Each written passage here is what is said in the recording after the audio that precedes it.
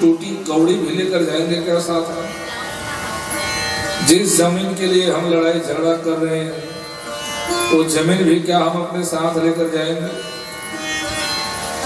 याद करो, आज जिस जमीन में हम घर बना के घर बसा के रह रहे हैं, कभी वो हमारे दादा परदादाओं का हुआ करता था। जाने से पहले अपने बेटे के नाम पर उन्होंने रजिस्ट्री कर दिया तो हमारे परदादा की हो गई। परदादा ने जाने से पहले रजिस्ट्री कर दिया, बिना रजिस्ट्री भी किया तो हमारे दादाजी ने फौते उठवा लिए। दादाजी के जाने के बाद पिताजी ने फौते उठवा लिया, पिताजी के जाने के बाद बेटा ने फौते उठवा लिया, और बेटा के जाने के बाद नाती फौते उठवाएगा। लेकिन जमीन वही का वही रह गया कि कोई उठा के भैया चलो मेरा जमीन बोरिया बिस्तर बांध के जमीन सुधा पहाड़ में रहूंगा करके कोई जाते। जमीन जस का तस है तो अहंकार किस बात की है? हम अहंकार करें तो करें किस पर? अहंकार करने लायक भी तो कुछ होना चाहिए है? इसीलिए कल मैंने गीत गुनगुनाया था ना हल्का फुल्का, कसमे वादे प्यार वफा सब बातें हैं बातों का क्या, कोई किसी का नहीं झूठे नाते हैं नातों का क्या, कसम वादे प्यार वफा सब बातें हैं बातों का क्या। जब हमारा मृत्यु का समय आएगा तो कोई धनवान, कोई गौटिया, कोई माल गुजार छाती ठोक करके आके हमें मरने से रोक पाएगा? होगा मसीहा सामने तेरे फिर भी न तू बच पाएगा। और रही बात हमारे बेटे की, तेरा अपना खून ही आकर तुझको आग लगाएगा। जिसे हमने लालन पालन करके बड़े प्रेम से, बेटा क्या खाएगा, ये खा ले, बेटा क्या लेगा, ये ले ले, कंप्यूटर चाहिए कंप्यूटर ले ले, मोबाइल चाहिए कौन से चाहिए, आईफोन, चल तेरे लिए 16 प्रो मैक्स ले देता हूँ 1.5 लाख, तो खुश तो रहे। जिस बेटे की खुशी के लिए हमने दुनिया खरीद दिया साहब, जिस बेटे की लालसा को मिटाने के लिए एक एक पाई हमने जोड़ दिया, हमारे मरने के बाद वही हमारा बेटा चिता को आग लगाएगा।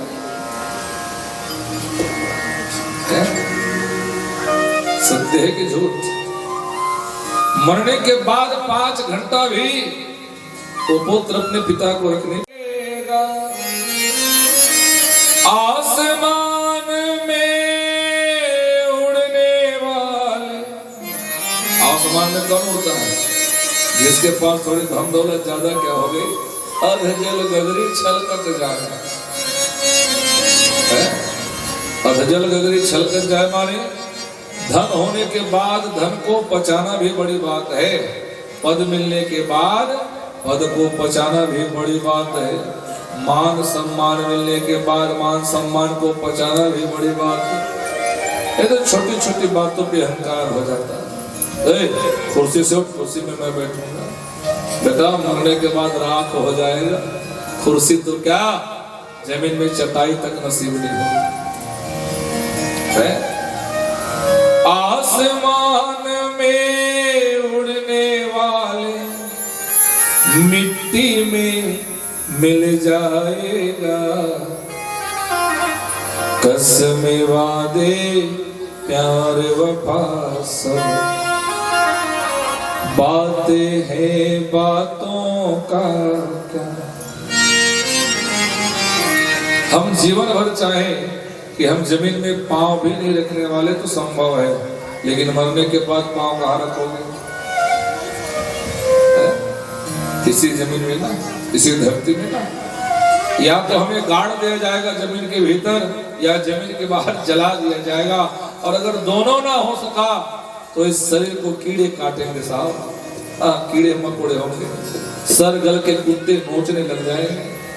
ये मानो तो नहीं है? इस शरीर पर अहंकार, चमड़ी में जो हमें सुंदरता दिया है परमात्मा ने, क्या वो जीवन भर रहेगी? है? इतनी सुंदर चमड़ी बनाई भगवान ने, फिर भी पुट्टी फाउंडेशन लगाने को हम तैयार। आएगा बुढ़ापा, और बुढ़ापा में धीरे धीरे चमड़ियों में झुर्री पड़ने लग जाती है। आएगा बुढ़ापा, चमड़ियां सिकुड़ने लग जाती है, सारा प्यार का बहुत धरा का धरा रह जाएगा। हाड़ मांस का पुतला है साहब, शरीर के भीतर केवल मैल भरा है, मैल। कान से, नासिका से, मुख से, नेत्र से क्या निकलता है? मैल। अरे और तो और 3 करोड़ रोम छिद्र है शरीर में, 3 करोड़ छिद्र है शरीर में। क्या निकलता है रोम छिद्रों से? पसीना, मैल निकलता है। क्यों? अरे भीतर जो रहेगा वही तो बाहर निकलेगा। अर्थात हमारे भीतर क्या भरा है? मैल भरा है। इसलिए हमें अपने जीवन को समझना चाहिए, जानना चाहिए। बस इस खोपड़ी में परमात्मा ने थोड़ी सी बुद्धि डाल दिया, उस बुद्धि का घासलेट बना के आग लगा के फेंक दो, ऐसा नहीं। उस बुद्धि का सदुपयोग करो, उस बुद्धि के द्वारा अपने विवेक को जगाओ। और विवेक कहां से आएगा? सत्संग से आएगा, क्योंकि बिनु सत्संग विवेक न होई, और राम कृपा बिनु सुलभ न सोई। गाय, बछड़े, कुत्ते, बिल्ली, हाथी, घोड़ा सबके पास बुद्धि है, पर विवेक नहीं। गजब कह दिया महाराज। हमने तो सुना था कि मानव के पास एक बुद्धि है। अब बताओ, गाय बहुत सारी गौशाला में बंधी है, और बछड़े को आप रस्सी से छोड़ दो, वो बछड़ा पूरी गौशाला में केवल अपनी माँ को पहचान के अपनी माँ के पास जाके दूध पीता। बुद्धि है तब तो पहचान लिया। जब गैया को हम चारा चरने के लिए छोड़ देते हैं, चारा चर के जब गैया वापस आती है, देखती है कि कोई डबरी है, कोई तालाब है, उसमें जल भरा है, तो गैया देख के समझ जाती है कि मैं इस जल को पीऊंगी तो प्यास बुझ जाएगी। बुद्धि है तब तो जानती है। हमने अपने गैया को छोड़ तो दिया चारा चरने के लिए, लेकिन शाम के समय जब वो गैया वापस आती है तो कहती है क्या, चलो तो भैया जगेश्वर साहू जी के घर जाए, वहां तो टाइल्स लगी, वहां काजू किशमिश बादाम छोहारा मिलेगा, चलो आज वहां जाते हैं। गैया सोचती है क्या? जिस टूटे फूटे घर से गैया निकलती है, अपने उसी घर में वो गैया पहुंच जाती है। क्यों? उस गैया के पास बुद्धि है तब तो पहुंचती है। बुद्धि तो है परंतु विवेक नहीं। और विवेक क्या है? बुद्धि से एक कदम ऊपर। गाय ये जानती है कि पानी पीने से प्यास बुझता है, परंतु वो गाय ये नहीं जानती कि तालाब का भरा जल मैला है या प्यूरीफायर में एकदम आरओ का पानी जैसे निर्मल जल है। वो नहीं समझ पाता। इसे पीकर मेरी तबीयत बिगड़ जाएगी या इसे पीकर मेरा शरीर हष्ट पुष्ट हो जाएगी, ये गैया समझ नहीं सकती। और इसे समझने के लिए क्या चाहिए? विवेक चाहिए। और वो विवेक किसके पास? मनुष्यों के पास। और वो भी हर किसी मनुष्यों के पास नहीं होता। हाँ, ये धोखे में मत रहना कि हमारे पास 2 आंखें हैं, 2 हाथ है, 2 पांव है तो हम मनुष्य हैं। साहब, ये 2 आंखें, 2 हाथ और 2 पांव जो होती है ना, कुत्ते, बैल, हाथी, घोड़ा, गाय, बछड़े सबके पास होती है। वो भी पैदा होते हैं, वो भी कमाने जाते हैं, चारा चर चर के ले लेकर के अपने बच्चों को खिलाते हैं। वो भी रात को सोते हैं, वो भी संबंध बनाते हैं, वो भी बच्चे पैदा कर जाते हैं, अंत में वो भी तड़प तड़प के मर जाते हैं। हम भी क्या करते हैं, पैदा हुए, कमाया खाया, ऐश्वर्याम की जिंदगी जिया, ब्याह किया, बच्चे पैदा किए और लड़ थपट के मर गए। अंतर हुआ कुछ जानवरों में और हम में कुछ अंतर हुआ? एक अंतर है, तो क्या? इस बुद्धि के भीतर विवेक भरा है और वो विवेक केवल और केवल सत्संगति से आता है और सत्संगति केवल भगवान के कृपा से मिलता है। तो बिनु सत्संग विवेक न होई और राम कृपा बिनु सुलभ न सोई। अर्थात बिना सत्संग के विवेक नहीं होता और बिना राम कृपा के हमें सत्संग भी नहीं मिलता। अर्थात कुल मिला के सबसे बड़े हुए कौन? मेरे राघवेंद्र सरकार राम लला। राम, एक बार दिल खोल के नाम ले लो तो हृदय को इतना आराम मिलता है साहब। राम, और कुछ कहने की जरूरत नहीं। सोने से पहले एक बार राम, उठने के बाद राम। ये राम, आप जिंदगी भर बात नहीं करना चाहो तो भी राम नाम आपका पूरा काम कर देगा। हाँ? जैसे प्रातः काल उठ जाओ और किसी को वंदना करना है, भैया राम राम, तो आगे वाला भी कहेगा राम राम। बिना बोले बात हो गई। चाय मंगानी है, अरे वो राम राम। अच्छा पानी चाहिए, नहीं नहीं राम राम। वो समझ गई पत्नी की चाय चाहिए महाराज। भोजन का समय हो गया, अरे राम राम, भोजन लेके आ गई।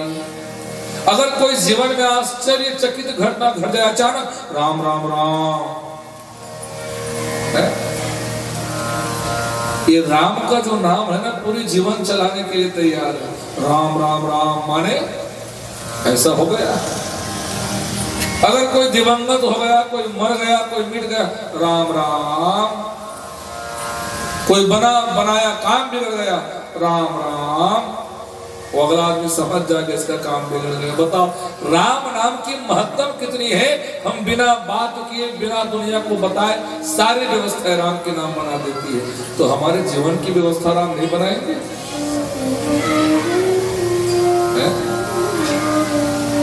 राम,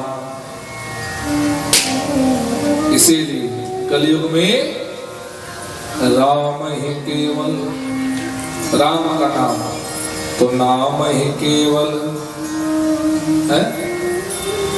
कलयुग केवल, जोर से कहो, नाम आधार और सुमिरी सुमिरी नर उतर ही पारा। कितनी सहूलियत मिली हमें बताओ। सतयुग में हजारों हजारों साल तक एक एक पांव में खड़ा होकर तपस्या करते थे साहब, फिर भी भगवान नसीब में नहीं होते। बताओ गंगा को पाने के लिए सगर भगीरथ अम्बरीश कितने लोगों ने तपस्या किया। अंत में भगीरथ लेकर गंगा, चौथी पीढ़ी में आए गंगा मैया, और जिन चरणों से गंगा निकली है उनको पाने के लिए कितनी पीढ़ी लगेगी। लेकिन ये कलयुग है। कलयुग में तप नहीं, योग नहीं, साधना नहीं, तो अरे कलयुग में नाम सुमिरन कर लो साहब। पवित्र हो तो भी, अपवित्र हो तो भी मन सदा शुद्ध होना चाहिए। मन का भाव सदा पवित्र होना चाहिए और उस पवित्रता में, उस शुद्धता में ही आकर मेरे भगवान निवास करते हैं। और इसीलिए ये दुनिया कैसी है, सुख में साथ सभी हैं तेरे, दुख में सब मुंह मोड़ेंगे। जब तुम्हारे पास सुख है, जेब में पैसा है, तो चार चार पीछे पीछे दोस्त चलने को तैयार है। यार आज गोला खवाना, यार आज डोसा खवाना, कल मंचूरियन खवाना, और दिन बर्गर पिज्जा खवाना, खवात ना जिया दोसा नहीं संगी। अब कहो दिन अकाल तो पड़ जाए, आज मन कर कुछ नहीं आ रहा, तुम खावा चल बे तो बाबू धराया मतलब पैसा लो। एक दिन में सारा हो सवास ठिकाने आ जाएगा। ये दुनिया है साहब, सुख के सब साथी हैं, सुख के सब साथी, दुख में न को।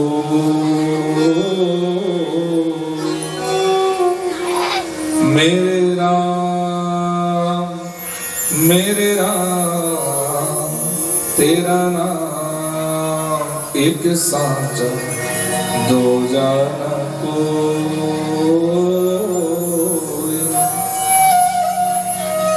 इतनी सारी भजन सुन के, इतनी सारी कथा सुन के भी नहीं जानते कि हमारा कौन है, तो हमसे मूर्ख इस ब्रह्मांड में भला कोई होगा? श्रोता, वक्ता माने सुनने वाले, कहने वाले, ज्ञान निधि, ज्ञान का भंडार ही क्यों ना हो, लेकिन कथा राम की गोड़ माने रहस्य में भगवान की कथा। और किमि समझै यह जीव जड़ कलिमल, कलयुग के मैल से ग्रसित विमूढ़। इस खोपड़ी में हमारे पत्नी की माया भरी है, हमारे बच्चों का पूरा पढ़ाई लिखाई भरा है, इस खोपड़े में हमारा धंधा भरा है, इस खोपड़े में हमारा व्यापार भरा है। इसी खोपड़ी में भगवान को बैठाना चाहो कैसे संभव है?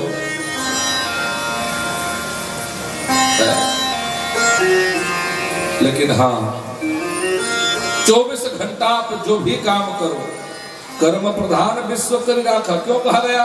आप जो कर्म कर रहे हो ना, उस कर्म को पूजा बना लो। ईंट के भट्टे में ईंट बना रहे हो, ईंट बनाते बनाते राम राम राम राम जपते रहो, ईंट बनते जा रहा है। सोचो वो राम नाम रूपी ईंट जिसके घर में लग जाएगा, उसका घर कितना पावन और पवित्र कर जाएगा। सारी माताएं घर में भोजन बनाती हैं, भोजन बनाते हुए राम जय राम, श्री राम जय जय राम है? इतना तो कह सकते हो ना मन में, आंखें मोलाइट के हाँ ऊंच रखते जय राम धर्म कहे हमर देरानी तेतुलौरिन बना के बैठो। क्या मिलेगा कहने से, क्या मिलेगा रसोई में मुंह फाड़ के चिल्लाने से? इससे अच्छा है जो काम मिला है भगवान की कृपा से मिली है, और उस काम में दिलचस्पी लगाओ, और दिलचस्पी से किया गया कोई भी काम कभी व्यर्थ नहीं होता। इसलिए तन मन लगा के काम करो। भोजन ही बना रहे हो, क्रोध को त्याग दो। श्री राम जय राम जय जय राम, श्री राम जय राम जय जय राम बनाते रहो भोजन। सोचो आपने जो भोजन बनाया उसमें वो राम का नाम मिला है, परोस के तो देखो। और भोजन ग्रहण करने वाले लोग अगर हृदय से आनंद न हो जाए तो मेरा नाम जो मनाए, अब शब्द कहने का मेरा नाम लेके गाली दे देगा, करके तो देखो। स्नान करते समय राम राम राम राम, गंगा से जल डालते रहो राम राम राम। आप जिस देवी देवता को मानते हो, जिस भगवान को अपने इष्ट स्वीकार करते हो, उसका नाम मुख में सदैव होना चाहिए।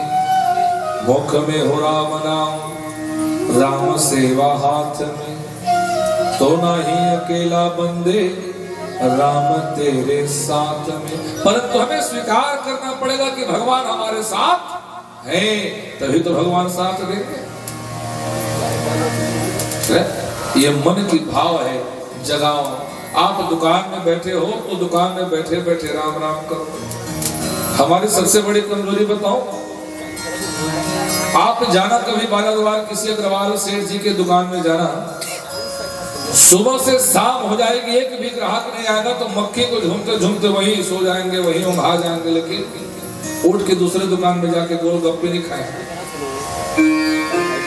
अब हमारे लोगों को ले लो, हमारे गांव में दुकान खोल लिया और दुकान में कोई ग्राहक नहीं आ रहा, अस्कट लागत यार और हास्य लागत, चलो पड़ोसी की दुकान में जाके बैठो, हमारी दुकान सुनना।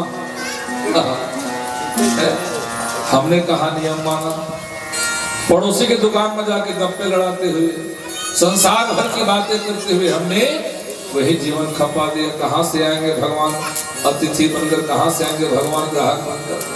भगवान भी समय में परीक्षा लेते हैं, बेटा तेरा दुकान है, चल 1 हफ्ता तक तेरी दुकान में कोई नहीं जाता। उस समय धैर्यता और तुम्हारी धीरज की परीक्षा होती है। अगर धीरज धारण कर लिया तो एक समय ऐसा भी आएगा कि तुम अकेले काम को पूरा नहीं निभा सकते। लेकिन मन में धीरता होनी जरूरी है। तो दुनिया कौन? सुख में साथ देने वाले, सुख में साथ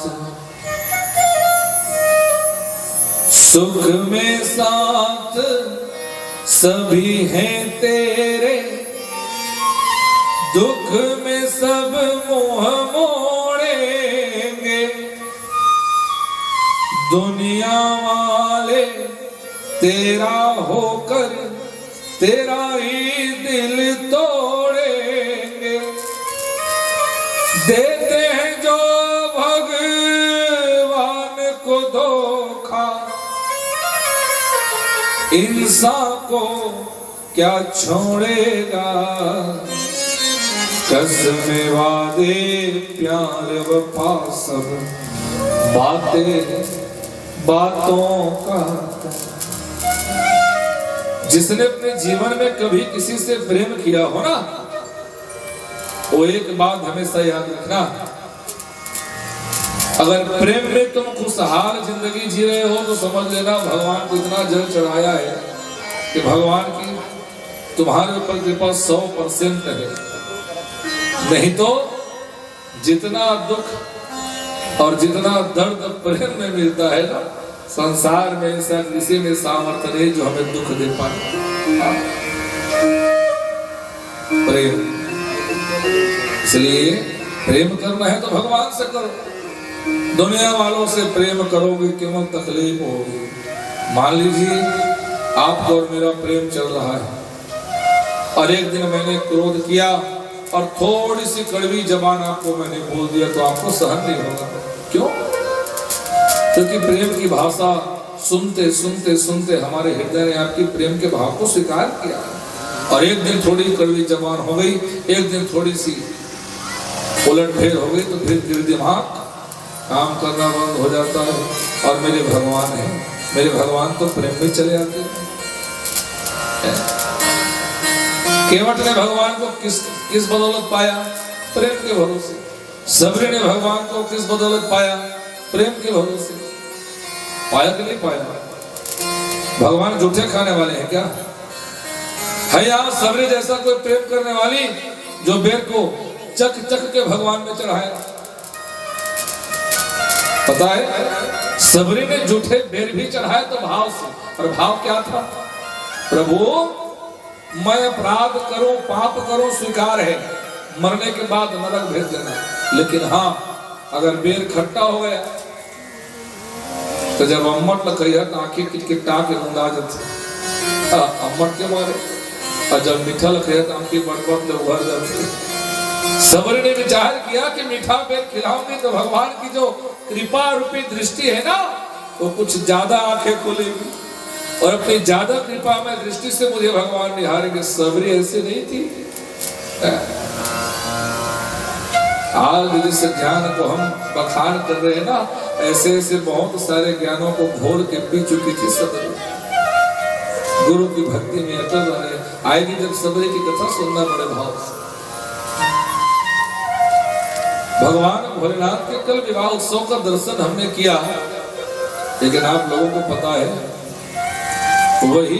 वही मैना जो कहा करती थी कि काश मेरी बेटी होती तो भोलेनाथ को दे जाते, आज वही मैना पुत्री के मुंह में भूल गई।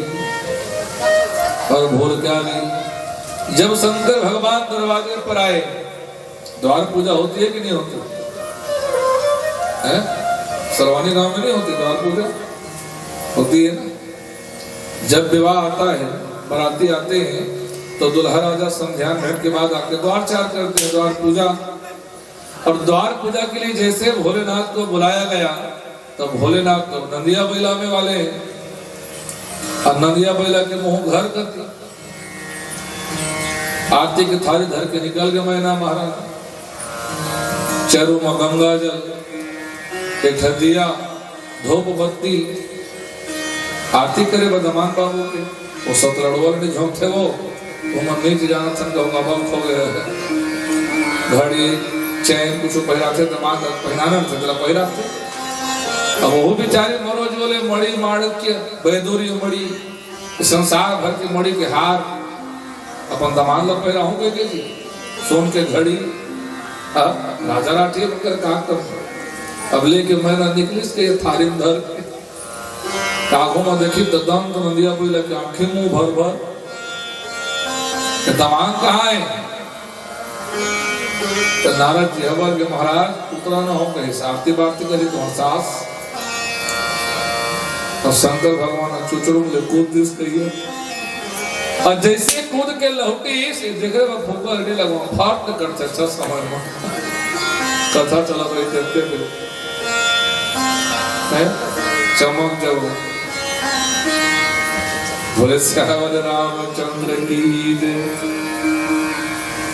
और जैसे भगवान भोलेनाथ के मुखमंडल को मैना महारानी ने देखा तभी बताया तो उसने राम राम कि हार लेके आया हूं सोन के मणि के पहरा हूं तो सांप ला पहरे मोरो जो नोड़िया पिटपिटी जनपोच नवनता अहिराज महिराज ऐसे करो भगवान कान में मोरो जोले बिछी वो में भावर टणवावा थे चकरा के गिर गई वही मैना महारानी बेहोश हो गई मूर्छा गई नारद जी आए अब शकुन हो गया बिहार नहीं बने महाराज आने लगन निकाले लागे भगवान के देती तो आके बड़का लगन पत्रिका वाला है का हो गया महाराज गंगा जल इस काम के चरमों के ढलन में कहीं कतक गंगा जल चाहिए तो ढीला कैसे बांधल रखे होते वो मर में कहीं गंगा जल में बुलाया और कुछ है मर मत पूछ नारद के महाराज कि दिया बरत देते दिया घरों खपला के बता के कहीं देखा थाली छरिया के दिया मकारा से बेटा के आगे रखे महाराज निकाला आगे लगते इस कतक तन आगे वाला है ये संसार वाला टार और विवाह की तैयारी कर नारद जी महाराज तैयार हुए लेकिन मैना महारानी अब बेहोश हो गए मैना महारानी भगवान भोलेनाथ मन में विचार की मोर कस दमान देख के कहीं चकरा ही नहीं तका हुई और वहां से भोलेनाथ उठकर अपने जन्माशा में वापस बैठ गए। अब जैसे ही मैना महारानी को होश आया अब मैना महारानी भय बिकल अबला सकल दुखित देख गिर नारी कर बिलाप रोदती वदती सोता स्नेह संभारी। कवि ने बड़ा सुंदर बात कहा मैना महारानी को जब होश आया तो मैना महारानी दौड़ते दौड़ते कहां गई जहां मैया पार्वती तैयार हो रही थी और मैया पार्वती की जितनी सखी से अरे छोड़ो बंद करो सजाना क्या हो मैया अरे मेरी बेटी सुन तो और बेटी का नाम क्या था पर्वत की बेटी है तो पार्वती गिरी की पुत्री है तो गिरिजा ओरिजिनल नाम क्या है उमा क्या नाम उमा। और आज तुलसीदास जी महाराज लिखते हैं कि अधिक स्नेह बोध बैठारी श्याम सरोज नयन भर बारी।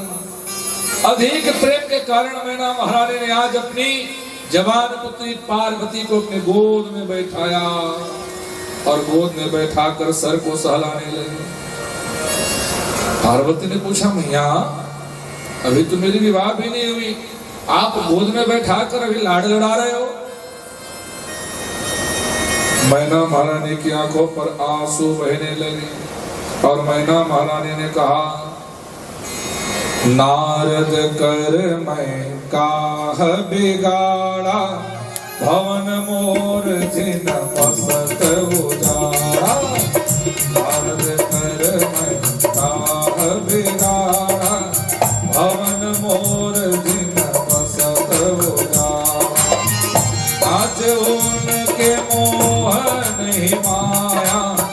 उदासीन धन धाम न जाया, पर घर कालक लाज न बेरा, बांध के जान प्रसव के तेरा, पर घर कालक लाज न बेरा, बांध के जान प्रसव के तेरा। जननी विकल बिलो की भवानी, बोली जुत विवेक विद्वान, अस विचार सोचहि मति माता, सोना तरई जो रचयत दाता, अस विचार सोचहि मति माता, सोना तरई जो रचयत दाता।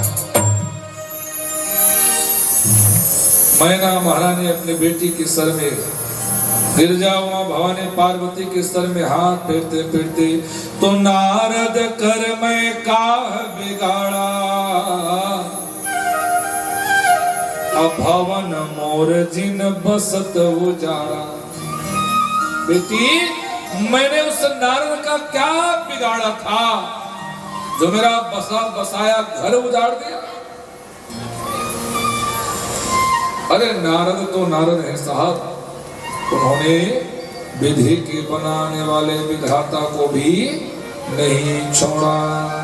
और क्या कहा कि जेहि विधि तुम ही रूपयस दिन्हा, अति जड़ बर बाउर कस किन्हा। पुत्री का प्रेम एक मैया के प्रति क्या होता है जरा समझना। माता मैया ने कहा, हे पुत्री, हे बेटी, पता नहीं विधाता ने ऐसे क्या रचना तुम्हारे लिए कर रखा, इतना सुंदर रूपवती, इतना सुंदर शील स्वभाव वाली, इतना सुंदर गुणों वाली, लेकिन बिटिया उस मूढ़ विधाता ने, बताओ, विधाता को भी मूर्ख कह दिया। तेहि जड़ बर बाउर कस चिंता। क्या उस विधाता के दिमाग में ऐसा नहीं रहा कि बौरहा माने बावला दामाद मेरे भाग्य में लिख दिया? बावला माने पगला जोजवा, ऐसा बावला पति तेरे भाग्य में लिखा है बेटी। अब नारद जी को जी भर भर के, मन भर भर के, नारद मैंने तेरा क्या बिगाड़ा था नारद? तुमने ही तो आकर बताया था कि शंकर भगवान जैसे पति मिल जाएंगे, और आकर भड़का भड़का कर मेरी पुत्री को शंकर भगवान के चरणों में प्रीति लगा दिया। आज मुझे भुगतना पड़ रहा है बेटी। अब भी मैं कहती हूँ मान जा मेरी बात। नारद, मैंने तेरा क्या बिगाड़ा कि आज मेरे घर को आकर तूने उजाड़ कर दिया? अस उपदेश उमहि जिन दिन्हा, बौरे बरहि लागी तप किन्हा। अर्थात ना जाने नारद तुमने कैसा उपदेश मेरी बिटिया को दिया कि बावला पति को पाने के लिए मेरी बेटी ने लाखों साल तक तप किया। अगर मुझे पता होता कि तप करने के बाद ऐसा बावला पति मिलेगा तो बेटी मैं तुझे तपस्या करने। उदासीन धन धाम न जाया, न रुपया न पैसा न सोना न चांदी न घर न द्वार। अरे वो नारद भला क्या जानेगा कि गृहस्थी क्या होता है? वो नारद भला क्या जानेगा कि परिवार क्या होता है? वो नारद भला क्या जानेगा कि पत्नी का प्रेम क्या होता है? बेटी, आज उस नारद के बात को मान कर गए कहीं समर घर ले साथ, बिलख बिलख कर मैया रोने लगी और अंत में कह दिया कि पर घर घाल के लाज न भीरा, अब बांझ के जाने प्रसव के पीड़ा। बालक को जन्म देने वाली माँ को जो पीड़ा होता है, वो पीड़ा केवल, वो दर्द वो केवल माँ समझ सकती है और दूसरा कोई नहीं।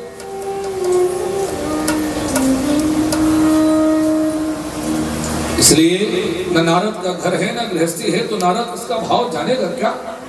इसलिए आज विकल होकर व्याकुल होकर मैया निवेदन करने लगी कि पुत्री, चाहे कुछ भी हो जाए, विवाह करने से तो मना कर दे बार बार। पर पता है पुत्री के मुंह में मैना रानी ने यहाँ तक कह दिया, बेटी मैं लोक लाज की परवाह नहीं करती, मैं तुझे लेकर पहाड़ से कूद जाऊंगी, मैं तुझे लेकर समंदर में डूब जाऊंगी, मैं तुझे लेकर आग में भले जल जाऊंगी, परंतु इस बावले के साथ मैं तेरा विवाह कदापि नहीं होने दूंगी। ये माँ का प्रेम होता है। मैना महाराज पुत्री के मुंह में ऐसी फंस कि आज देव महादेव की वो प्रभाव स्वीकार न कर सके। कितनी बड़ी बात। मैया ने खुद कहा कि भले पर्वत से कूद के मैं मर जाऊं, जल में डूब कर तुझे लेकर मर जाऊं या आग में जल के मर जाऊं, परंतु बावला के साथ मैं तेरी विवाह होने नहीं दूंगी। और इतने में मैना महारानी का बिलखना सुन कौन? राजा हिमांचल नारद जी को बुलावा भेजा।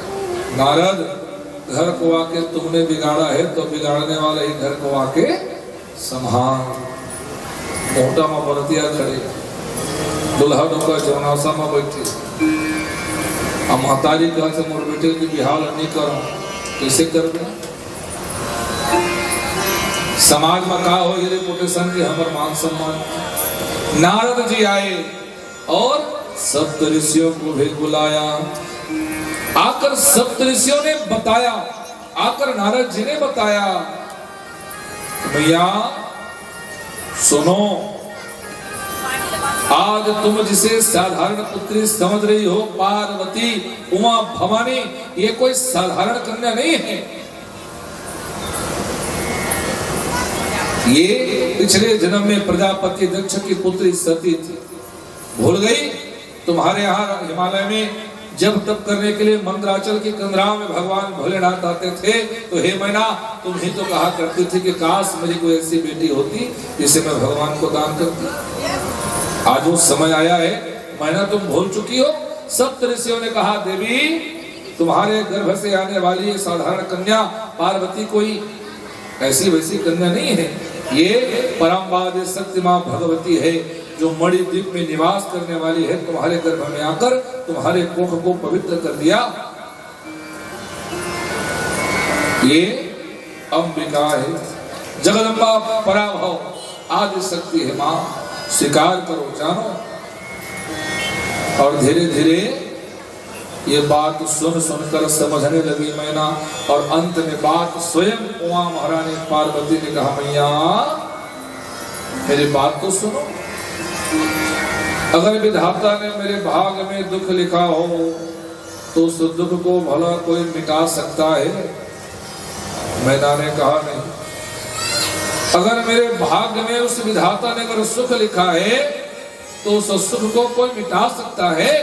मैना ने कहा नहीं। तो बस इसी बात को स्वीकार कर लो मैया, जिस परमात्मा ने मुझे तुम्हारे घर तुम्हारी पुत्री बनाकर भेजा है, जिस परमात्मा ने राजा हिमांचल जैसे पिता को की पुत्री बनने का मुझे सौभाग्य दिया, जिस परमात्मा ने मैना रानी की बेटी बनने का मुझे सौभाग्य दिया, आज उसी परमात्मा ने मेरा विवाह भगवान भोलेनाथ के साथ तय किया है। मैया अगर मेरे भाग्य में सुख है तो मैं किसी गरीब के भी घर में जाऊं तो मेरे जाने से हो सकता है वो गरीब वो रंक राव हो जाए। और अगर मेरे भाग्य में दुख लिखा है मैया, तो अगर मैं करोड़पति के पास भी जाऊं तो हो सकता है अगले दिन वो रोडपति हो जाए। अर्थात इस सब भाग्य का लेखा जोखा है मैया। इसीलिए जन्म विवाह मरण गति सोए जहां जस लिखा तहां तो सोए मैया। अगर भोलेनाथ के साथ मेरे जीवन की रचना विधाता ने लिख दिया तो इसको कोई भी काट नहीं सकता। इसलिए मैया इसे आनंद होकर स्वीकार करो। रही बात मेरी, तो मैं जहां मेरे पति रहेंगे वही मेरे लिए महल के बराबर है। इसलिए है मैया अगर भगवान भोलेनाथ मुझे पति के रूप में नहीं मिले तो मैं जिसके लिए भी जाऊं शायद मैं वहां जी नहीं पाऊं।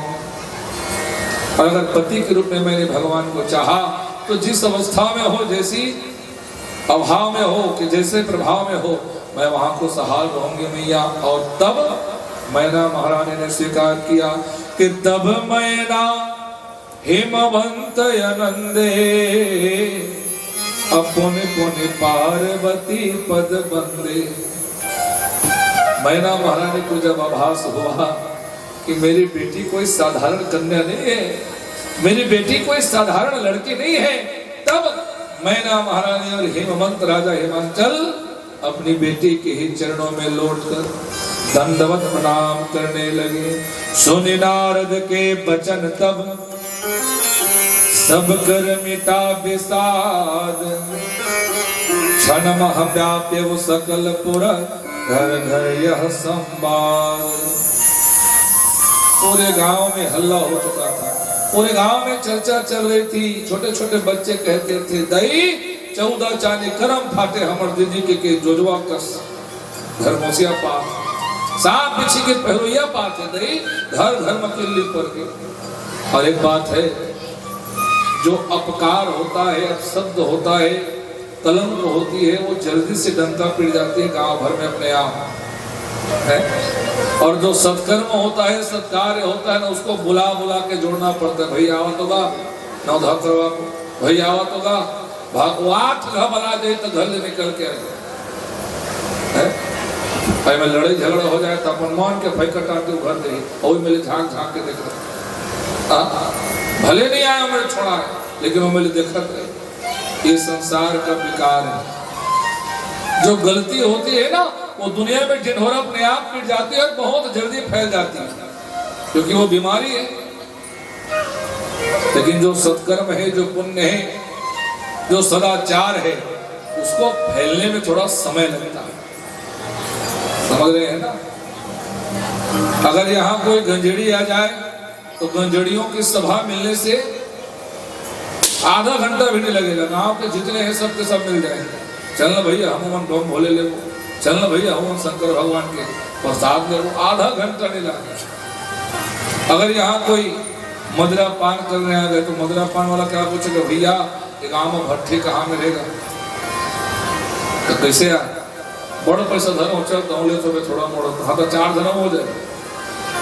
अब इसी को जस्ट विपरीत कर दो, कोई कथाकार आ गया, कोई सत्संगी आ गया, कोई भगवान का भजनानंदी आ गया, कोई भगवान में प्रेम रखने वाला आ गया, भैया यह भगवान के भजन कीर्तन करो, यह कहाँ में मिलेगा? राया भी समय नहीं 24 घंटा हुई तक कीर्तन कर भजन कर लगाया, बैठ दो 3 कट खा बैठे 3 घंटे कुछ आ जाओ लगा, पूजा पाठ कर देता, दिया बात बांट देता। समय है किसी के पास सत्य का साथ देने के लिए? बहुत समय बाद 2-4 लोग छटके फटके गिने चुने आएंगे, लेकिन असत्य का साथ देने के लिए, झूठ का साथ देने के लिए, पाखंड का साथ देने के लिए, दंभ का साथ निभाने के लिए, लोभ का साथ निभाने के लिए हजारों लोग कूद पड़ते हैं। सत्य है ना? लेकिन एक बात और सत्य है, जो झूठों की बुनियाद खड़ी होती है ना, वो रेत की बनी पुल के समान होती है कि एक बूंद पानी आया कि भसा गए जा। लेकिन जो सत्य होता है ना, भले 4 लोग सही 4 स्तंभ बन के नींव खड़ा करते हैं। एक बात अपने जीवन में सदैव समझ के रखें, अगर कोई 2 नंबरी काम करके बहुत ऊपर तक जा पहुंचा है, हम कहते हैं महाराज देखो वो पैदा हुआ है तब से पाप कर रहा, आज कितना बड़ा वो आदमी बन गया, कितना बड़ा धनवान बन गया, तो सुन लो, वो जो पाप करके पापी ने धन इकट्ठा किया, 2 नंबरी काम से धन बटोरा, समझ लेना उसके परिवार में, उसके रिश्तेदार में कोई ऐसा भगत या भक्ति नहीं जिसकी भक्ति के प्रभाव से वो अभी तक टिका है। हनुमान जी जिस प्रकार भक्ति से दांतों के बीच में एक जीव रहता है, उसी जीव की भांति मैं भी रहता हूँ। हनुमान जब मुस्कुराए, प्रभु आपने तो संसार की सबसे बड़ी बात कह दी, विभीषण ने कहा कैसे? मैंने तो मेरी बुद्धि से कहा कि मैं इधर जाऊं तो भी दब जाऊं, इधर जाऊं तो भी दब जाऊं, 32 दांतों के बीच में अकेली जीभ क्या करेगी?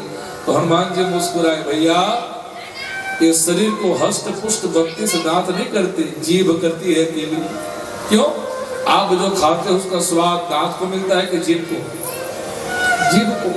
और वही स्वाद है जो पूरे शरीर को हष्ट पुष्ट और तंदुरुस्त करता है। अर्थात आप जीभ हैं, जिह्वा है, और जब तक जिह्वा में राम का नाम है, जब तक जीभ में भगवान की भक्ति है, तब तक ये लंका पूरी खड़ी है भैया।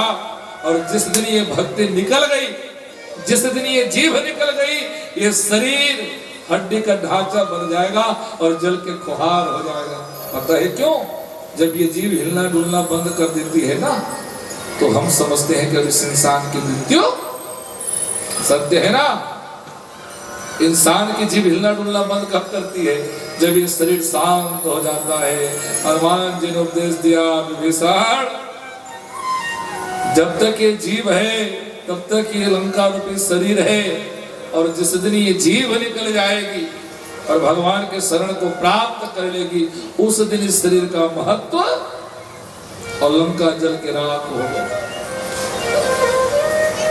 उसी प्रकार ये जो जीभ मिला है ना, जिह्वा, इस जीभ का सदुपयोग करो, भगवान का नाम गाओ, भगवान का भजन गुनगुनाओ, भगवान का संकीर्तन गुनगुनाओ। जिह्वा, जीभ मिलने के बाद भी गरुड़ पुराण कितने लोगों ने सुना है? जब कोई घर में मृत्यु होता है, मृतक, तो ब्राह्मण देवता के तीसरे दिन से। अच्छा, गरुड़ पुराण तीसरे दिन से चालू क्यों होता है? हम अस्थि संचय करने 3 दिन बाद ही क्यों जाते हैं? एक घड़ा पानी का ढलगा के जुड़वा देता, बेलने हाड़ा गोड़ा लगता, लेकिन नहीं, 3 दिन बाद। क्यों? पुत्री अपने तीसरे पड़ाव में अपने पिता के घर को त्यागती है। समझ रहे हो ना? बालकपन पिता के घर में रही, किशोरी अवस्था में पिता के घर में रही, अब जवानी का पड़ाव आया तो तीसरे पड़ाव में उसने पिता का घर त्यागा। इसलिए 3 दिन तक सूतक बेटी को भी लगता है, और 3 दिन बाद बेटी गरुड़ पुराण सुनने के लायक है। समझ रहे हैं ना? और 3 दिन बाद अस्थि संचय करके एक काले रंग के घड़े में, काले रंग के मटके में, पीपल के पास 2 छोटे छोटे मटके लटकाया जाता है, जिसे हम घट बंधन कहते हैं। याद है ना? तो हमारे घर में तो आमा रुके महाराज, आमा मनी टांग देता, पीपले चौकावा टांगत, कहूँ अमली में टांग देती, कहूँ बोर में टांग देती, वो ठेकवाले टांगे पर तो दादा थप थप पानी चुहना, एक टमकिया बनना है भंग भांग, वो पीपले चौकावा धरे, कहाँ धरे? पीपल में। सुनो, ये सिखाती है कथा। पीपल और बरगद, बरगद में कौन बैठते हैं?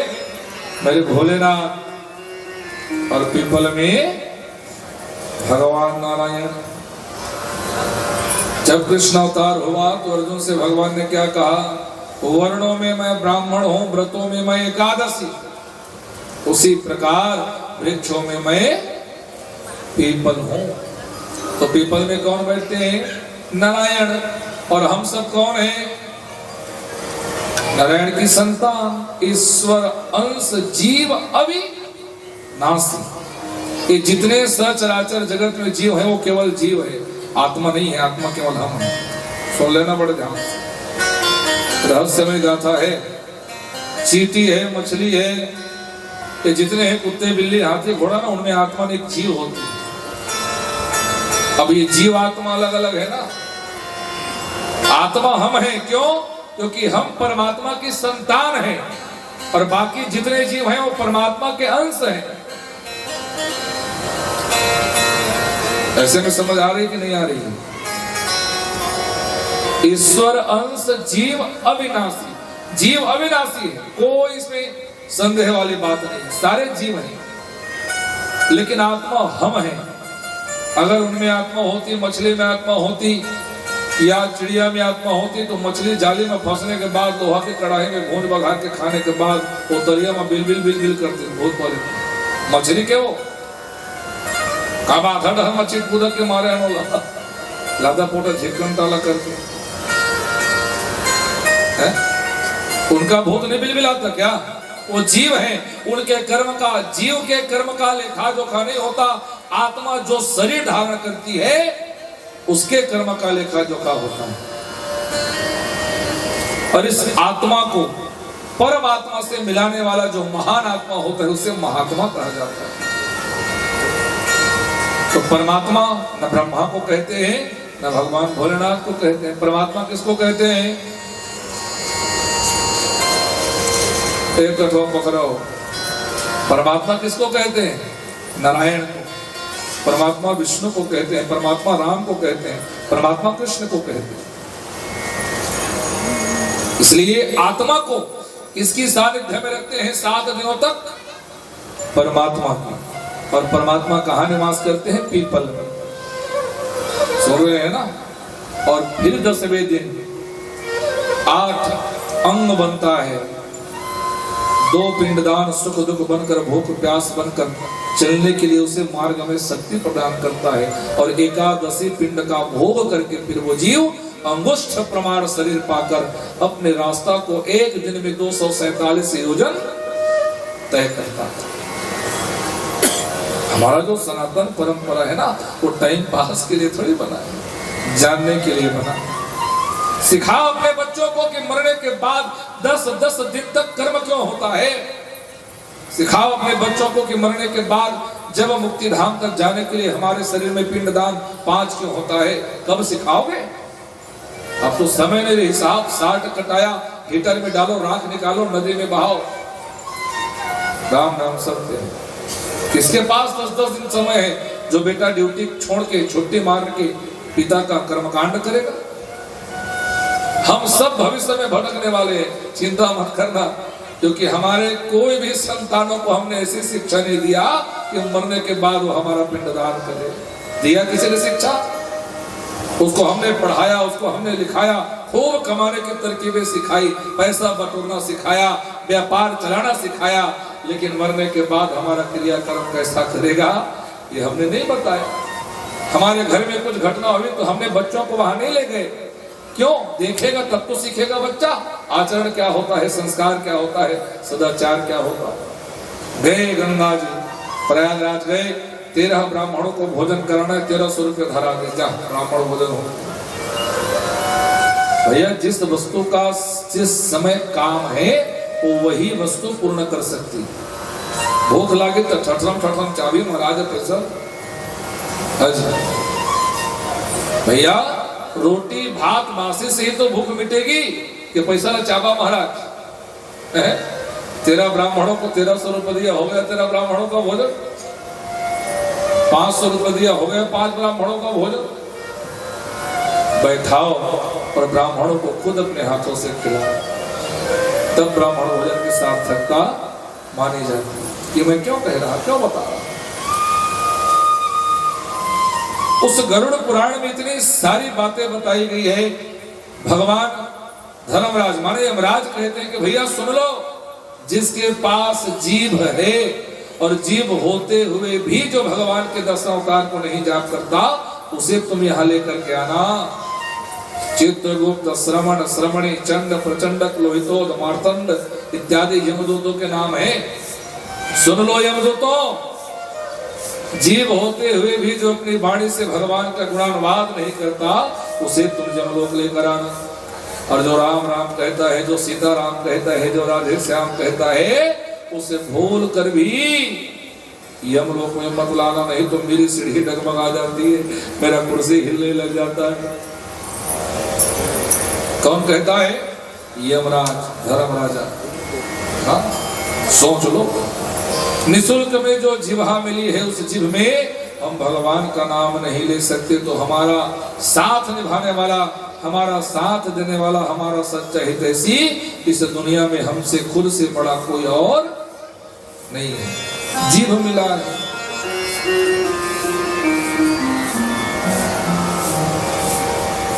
और एक प्यारा सा भजन है ना, आंख दिया हरि दरस करण को, मुख से करे गुणगान खिलौना माटी का। हम माटी के खिलौने, मरने के बाद माटी में मिल जाना, क्या बचा हमारे पास। इसलिए जीवन में भगवान का गुणानुवाद करना कोई मत भूलना। मैया भवानी ने सिखाया अपनी मां मैना को कि जिस पति के घर जैसी मेरी अवस्था होगी, सुन लो, जितने सौभाग्यवती स्त्रियां बैठी हैं मैया, घर में छोटी छोटी बातों को लेकर पति से लड़ाई झगड़ा, क्योंकि आज हम ऐसे पीढ़ी में जीने वाले लोग हैं जहां पढ़ाई लिखाई में भी अव्वल है और झगड़ा लड़ाई में भी अव्वल है। इसे कहते हैं हाई एजुकेशन। एक होता है हाई एजुकेशन और एक होता है हाई प्रोफाइल एजुकेशन। अब ये तय हमें करना है कि हाई एजुकेटेड है या हाई प्रोफाइल एजुकेटेड है। हाई प्रोफाइल वाले ज्यादा घपला होता है, ए जी मुझे ये चाहिए, ये ना मिला तो फिर लड़ाई झगड़ा। विवाह कोई टाइम पास की चीज नहीं होती। विवाह के बाद आपके सामने एक शब्द जुड़ता है, सौभाग्यवती। कितने भाग्यवती, जोर से बताओ। अब बताओ, 100 भाग्य जागने के बाद जो पति मिला है वो टेम्परेरी होगा? भैया हमारा तो एक ही भाग जाग गए तो कथा में बैठे हैं, आपके तो 100 भाग जागे हैं। तो 100 भाग जागने के बाद जो पति मिला है उस पति पर प्रेम रखो। पत्नी का कोई दूसरा काम नहीं। मां सती अनुसुईया ने जानकी को क्या बताया? जानकी को किसी को सिखाने की आवश्यकता है क्या? लेकिन मैया जानकी जानती है कि सती अनुसुईया कौन? जो अकेली पति व्रत धर्म का पालन करने वाली, ब्रह्मा विष्णु महेश जैसे त्रिदेवों को पति भक्ति से बालक बनाने वाली अगर किसी में सामर्थ्यता है तो पति व्रत धर्म का पालन करने वाली सती अनुसुईया में। इसलिए जानकी ने पूछा, मां एक पत्नी के लिए सबसे बड़ा कर्तव्य क्या है? तो मां अनुसुईया ने क्या बताया? एक ही काम है पत्नियों का, क्या? एक धर्म एक व्रत नेमा, काय वचन मन पति पद प्रेमा। सौभाग्यवती स्त्रियों का एक ही धर्म है, एक ही धर्म, और उस धर्म का नाम है पतिव्रत धर्म। एक व्रत नेमा, एक ही व्रत, उस व्रत का नाम है पतिव्रत। तो ये दोनों सिद्ध कैसे होंगे, धर्म और व्रत? तो 3 प्रकार से। काय माने कर्म, वचन माने मुख से वाणी से, और मन। ये तीनों से केवल पति के चरणों में प्रेम रखो, पति के चरणों में राग रखो, सारा काम अपने आप बन जाएगा। अब ये केवल पत्नियों के लिए ही नहीं है, तो पति देवताओं के लिए भी एक उपाय है। तो क्या? धीरज धर्म मित्र यरु नारी, और आपद काल परखिए ही चारी। धीरज धर्म मित्र नारी है, कोई अलग अलग थोड़ी है, तीनों के तीनों केवल नारी में मिलता है। कैसे? जब पति को कोई लड़ झगड़ दे, पति को कोई टेंशन हो जाए, पति का दिमाग जब स्ट्रेस लेने लग जाए, तो सबसे पहले धीरज बंधाती है पत्नी। ए जी कुछ नहीं होगा, सब धीरे धीरे ठीक हो जाएगा, आप टेंशन क्यों लेते? धीरज बंधाने वाले सबसे पहले कौन आती है? पति देवताओं, आप बताओ। सबसे पहले पत्नी आती है, धीरज। और दूसरा है धर्म। धर्म माने पति व्रत धर्म को निभाने के लिए कौन आती है? पत्नी। और कैसे धर्म निभाती है? मैं हूं ना, मेरे रहते चिंता करने की बात नहीं। हाँ, हाथ में हाथ धर के पत्नी जब बैठ जाए तो पति का कितना भी बड़ा गम हो साहब नष्ट हो जाता है। धीरज धर्म के बाद बारी आती है मित्र। धीरज धर्म और मित्र। पत्नी से सुंदर मित्र पति को ब्रह्मांड में कहीं नहीं मिलने वाला, और पत्नी से सुंदर मित्र पति को, पति से भी सुंदर मित्र पत्नी को और कहीं मिलने वाला मित्र क्या है? जो हमारे अंग संग सुख दुख सब में छाती तान के खड़ा रहे, कहने वाला हो कि मित्र दुख तुम्हारे को टच करने से पहले मुझे फाड़ के जाएगा। ये होती है मित्रता। और सच्चा मित्र पत्नी के लिए पति होता है और पति के लिए पत्नी होती है। मित्रता का सबसे बड़ा उदाहरण पता है? दूध। एक दिन दूध बेचने वाला दूध लेकर आया, डिब्बे में दूध वहां रखा था और नाली से पानी बह रही थी। नाली में बहने वाले पानी ने कहा, अरे दूध, कितना भाग्य लेके तू पैदा हुआ है, देख कितना है लीटर दूध का, 40 रुपया 50 रुपया, घरों घर जाके बिक रहा है, फिर भी तुझे लेने वाले करोड़ों, और मैं मुफ्त में मिल रहा, बिना मुझे पिए दुनिया जी नहीं सकती, और जब फ्री में मिल गई हूं तो देख नाली में बहाया जा रहा हूं। बिना दूध पिए जिंदगी चल जाएगी, फिर भी हम खरीद रहे हैं 50 रुपये में, और मैं पानी जो बिना पिए लोग एक आध महीना भी नहीं जी पाते, वो पानी देख खोला के भर भर भरे, बटल बंद करे खोला के। तो दूध ने क्या कहा, मोर संगिया बनबे, मितान बनबे, पानी खुश, हाँ क्यों नहीं, तुमसे मित्रता करूंगा तो मैं भी तो कीमत वाला बन जाऊंगा। और दूध ने पानी को अपना मित्र बनाकर क्या किया, केवल अपनी रंगत उसको दे दी, संगत नहीं दिया ना, अपनी रंगत दे दी। तो पानी भी दूध जैसा सफेद हो निकला, और वो पानी भी 50 रुपए लीटर बन के दूध के साथ चल दिया। लेकिन सब मैया दूध को लाकर क्या करते हो, हीटर में चढ़ाते हो, गैस में चढ़ाते हो ना।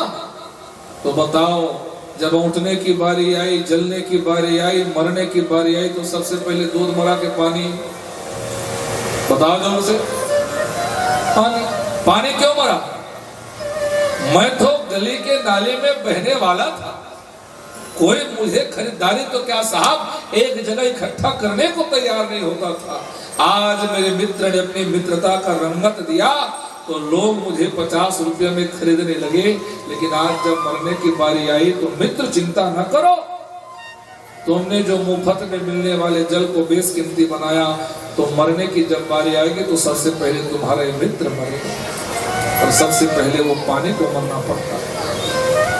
ये मित्रता होती है। मित्र का सबसे बड़ा सर्वश्रेष्ठ उदाहरण मैंने बताया। और जीवन में सबसे बड़ा अगर आपका मित्र कोई बन सकता है तो पति और पत्नी एक दूसरे से बढ़कर कोई मित्र नहीं। और हम क्या कहते हैं, महाराज पिए बसी के हम टूड़ा कैसे मां, वो संगी मन उसने देखा। संग माने स अंग, जो अंग में पूरी तरह से जुड़ा हुआ हो, जो बिना बोले आभास कर जाए, वो संगत होती है, वो संगी होती है, वो साथी होती है, वो मित्र होती है। साहब, माता पिता भाई बहन पत्नी पुत्र ये सब विधाता ने बना के भेजा। हमने अहंकार बस पूछा, प्रभु अरे हमारे ऊपर भी तो कुछ छोड़ दे। तो भगवान ने कहा, जा एक चीज तो अपने मर्जी से बना लेना, तो क्या, मित्र।